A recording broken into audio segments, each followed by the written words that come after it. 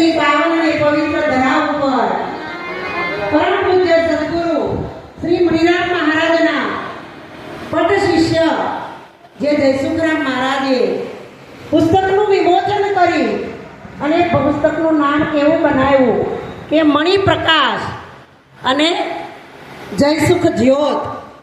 જય અને સુખ, જેને સદગુરુના સાનિધ્યમાં જઈ અને અનંત કોટી જેને સુખ મળ્યું છે.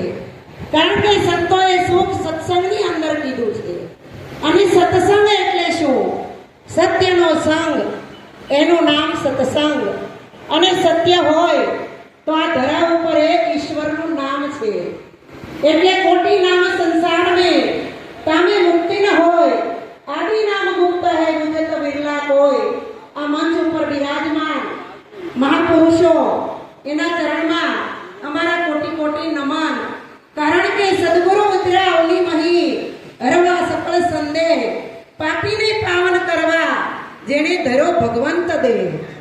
ઈશ્વર છે એ અઘાટ છે અને સદગુરુ છે એક પગથિયું નીચે ઉતરી અને ઘાટે કરી અને અઘાટની ઓળખાણ કરાવી આ જગતની અંદર અમર પદ મેળવી અજર અમર ને અવિનાશી થાય અને દેહથી ગુરુ જાય છે. પણ સદગુરુ છે એ વિદેહી છે.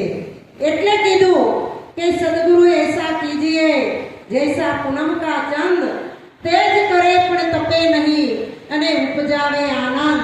આજે આ નિરાંતનો દેશ છે એ કેવો દેશ છે?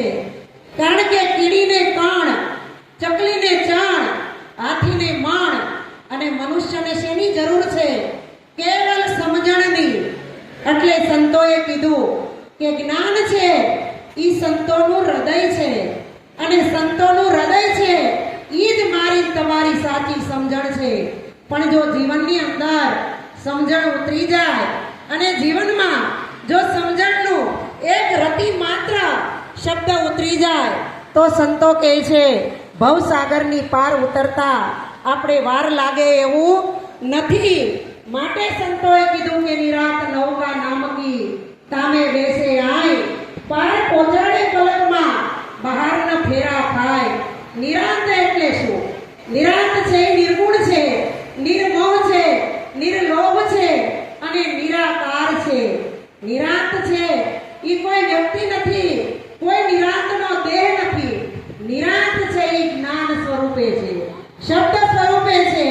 એટલે કીધું કે શબ્દ સ્વરૂપે આવ્યો સાહેબો અને આવી અને જે ભીતરની અંદર અનેક જન્મથી તીવી રજ્ઞાન અંધકાર હતો એને સદગુરુએ દૂર કરી અને જ્ઞાન રૂપી પ્રકાશની અંદર આપણને લાવીને મૂકી દીધા. ઈ મણિ પ્રકાશ અને ઈ મણિ પ્રકાશની જ્યોત આવા મહાપુરુષ, ઓલિયા પુરુષ જયસુખ મહારાજની માથે નહીં, અહીંયા બેઠેલા દરેકની માથે બિરાજે છે. કારણ કે આપણે કહીએ છીએ કે મણિધર નાગ હોય ને એની ઉપર મણિ હોય અને મણિનું તેજ એટલું હોય કે ઈ કોઈ ભાળી શકે નહીં. પણ જે મણિધરને ઓળખી ગયા હોય ઈ તેજને ઓળખી જાય તો આપણને સદગુરુ મહારાજે કાળ એટલે સર્પ આપણી અંદરથી કાળ કાઢી નાખ્યો.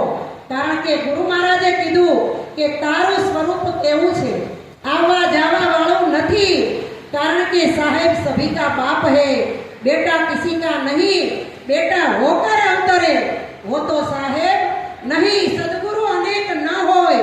હમણાં ચેતનદાસ મહારાજે કીધું કે સદગુરુ એક જ હોય અને એ સર્વ વ્યાપક હોય.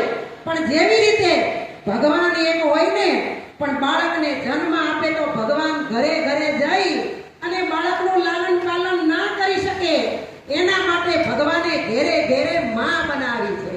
એટલે માં છે એ મને તમને કુખેથી જન્મ આપે, પણ અહીંયા સદગુરુ બેઠા ને એ આપણી માં છે, એ આપણને મુખેથી જન્મ આપે. તો સદગુરુનો મહિમા અનંત અને અપાર છે, આદિ કાળનો છે. આપણે નતા તોય પણ હતો, આપણે છીએ તો પણ છે. આપણું શરીર નહીં હોય તો સદગુરુ કોઈ દી આવવા જવા વાળા છે નહીં. તો આ નિરાત કીધો. પણ નિરાતમાં જો આપણે મેન તમે પ્રવેશ કર્યો હોય તો નિરાત થઈ જાવી જોઈએ. ખરેખર જીવનની અંદર ઈ પોતાને પૂછવાનું છે કે આપણને નિરાત થઈ છે કે નહીં. એટલે સંતોએ કીધું નામ નામ મે ફેર હે, નામ હે નિરાધાર, નામ નગર નવખંડમાં, નામ છે તારણહાર. પણ ઈ હદે પહોંચી જાય ને પછી તો આપણને નિરાત મહારાજે કીધું હમ હે જોગી અલખ નાદી, પાર બ્રહ્મ કી હૈ પારા, નામ રૂપ ગુણ નહીં હમારે, કબ હું ધરું અવતારા. આ સુરતની ભૂમિ તો પાવન ને પવિત્ર છે, કારણ કે આયા રણછોડરામ મહારાજ ને અર્જુનરામ મહારાજ જેવા સંત થઈ ગયા. ઈ કહી ગયા કે સુરત મધ્યે સદગુરુ બેઠા, ગઢ ખોલ મારું ગામ, અરે ગઢ ખોલો તો સુરત દેખે. અર્જુન રણછોડ રામ સુણજો જ્ઞાનની નિશાની. આ નિશાની શેની લેવાની છે? નામની. પણ કયું નામ? કારણ કે નામ તો આ જગતની અંદર ખોટી કીધા પાર આવે એવું નથી. એક સદગુરુનું વર્ણન કરીને તો હવાર પડી જાય આ શરીરની ઓળખાણ આપવામાં. અને સદગુરુએ કીધું એક સદગુરુની જય બોલાવો એટલે વિશ્વના તમામ વ્યાપક ગુરુની જય બોલાઈ જાય. તો આ સદગુરુ આપણા ઘટ ભીતરની અંદર ઉતરી ગયો, રોમે રોમ પ્રગટ થઈ ગયો.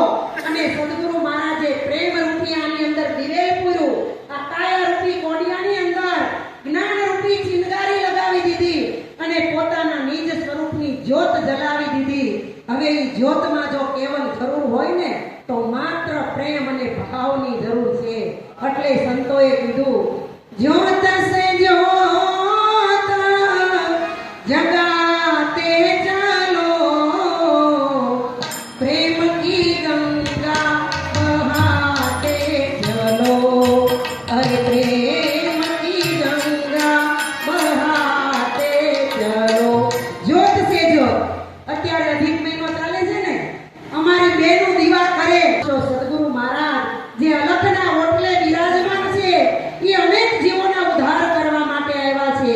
પણ જેણે સદગુરુનો શબ્દ હૃદયની અંદર ઉતારી દીધો, અને હૃદય કોને કહેવાય ને એ પોતાને સમજણ હોવી જોઈએ.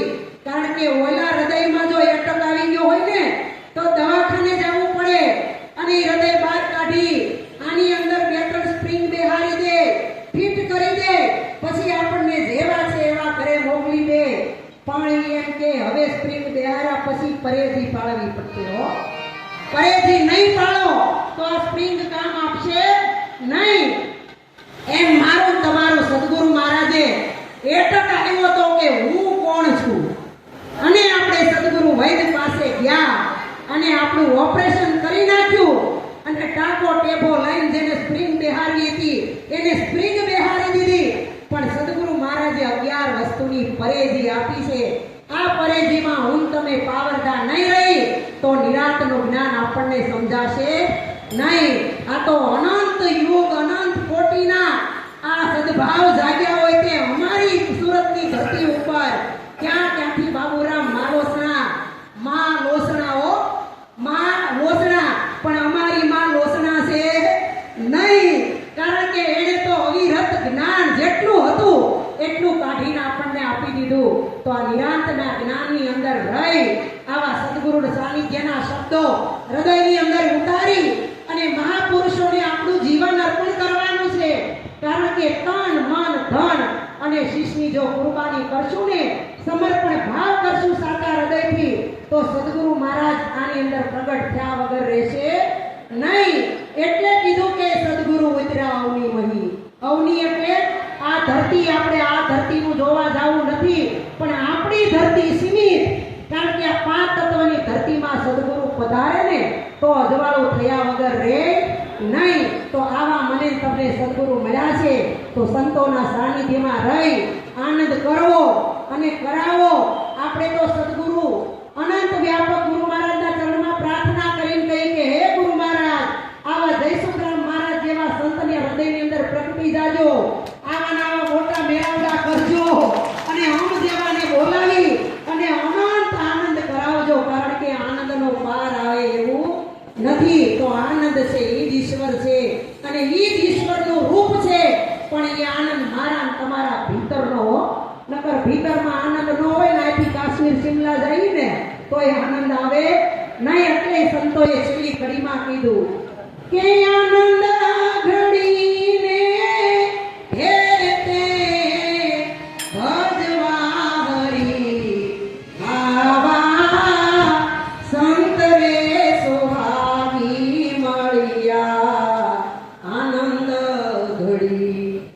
સાંભળેલો રે પિયાનો મારા ગુરુજીએ પાયો રે ચરણ કમળમાં મારી સુરતા ઠરી અમને સંત રે સોહાવી મળ્યા આનંદ ઘડી. તો મારા વાલા સંતો ભક્તો આનંદ કરજો અને કરાવજો, કારણ કે આનંદ છે ને ઈ એક જ હોય, જુદો હોય નહીં.